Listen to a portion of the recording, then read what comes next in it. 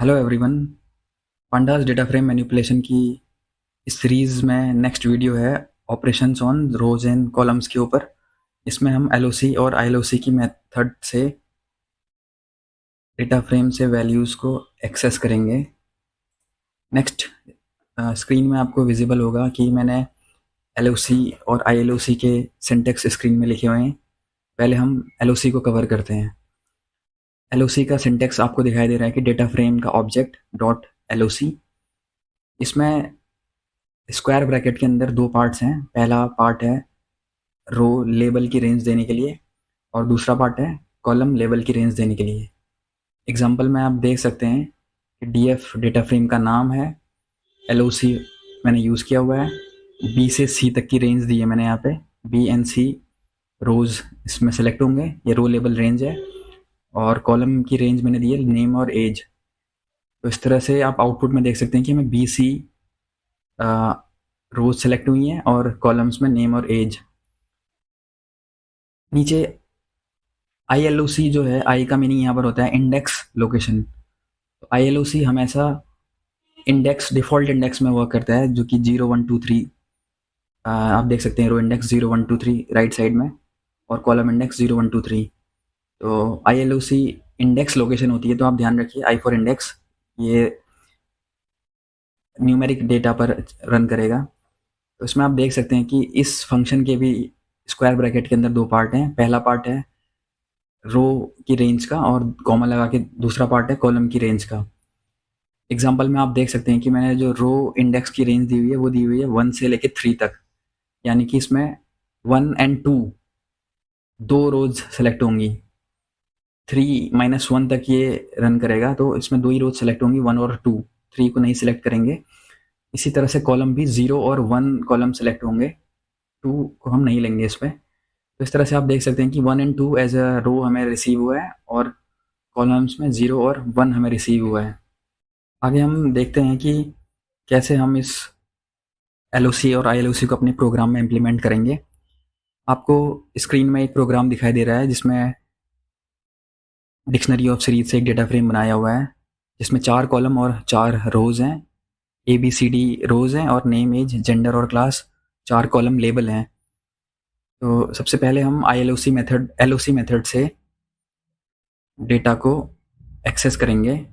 तो यहाँ पर डीएफ डेटा फ्रेम का नेम है और एलओसी हमने यूज़ किया।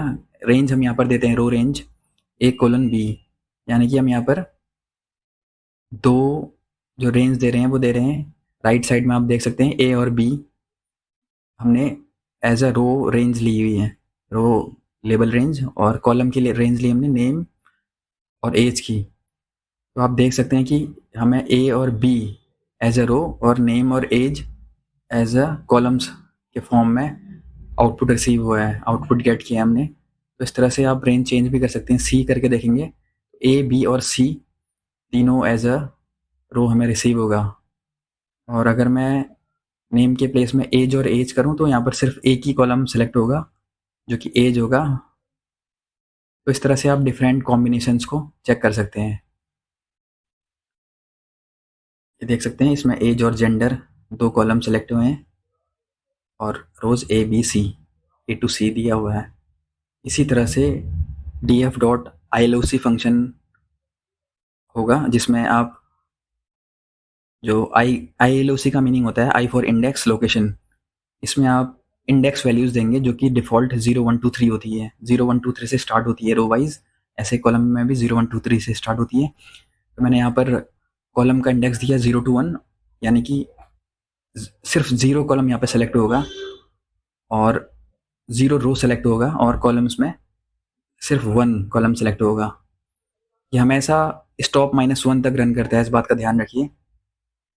जैसे कि नेम 0 है, एज 1, जेंडर 2, क्लास 3। इसी तरह से ABCD में 0 1 2 3 इस तरह से रो इंडेक्स डिफाइन है। चलो हम चेंज करके देखते हैं कुछ वैल्यूज़। तो आप देखेंगे अगर मैं यहाँ पर वैल्यू 0 to 4 रखूँ तो ये 0 1 2 3 चारों के चारों रोज लेगा। 0 row, 1 row, second row and third row, और कॉलम 1 एंड 2। तो देख सकते हैं आप दो कॉलम, 1 कॉलम है एज, सेकेंड कॉलम है जेंडर, ये दोनों सेलेक्ट हुए। और चारों रोज सेलेक्ट हुए हैं। तो इस तरह से आप डिफरेंट कॉम्बिनेशंस को चेक करके देख सकते हैं।